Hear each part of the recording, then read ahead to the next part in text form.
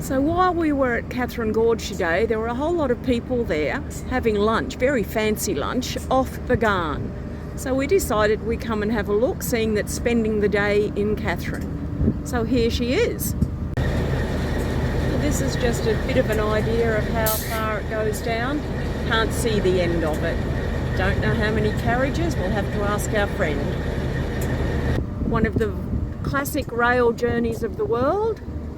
94 years it's been going, travels from Adelaide to Darwin in luxurious accommodation with many off-train experiences, one of which is a day out to Katherine Gorge.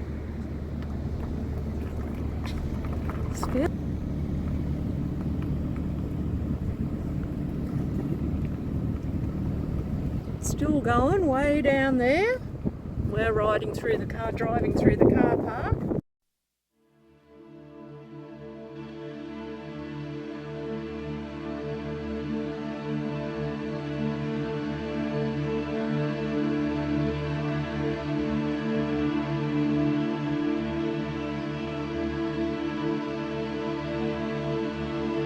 There's signs up everywhere for the buses to pull in over there as they bring them back from Nitmiluk Gorge from the cruise.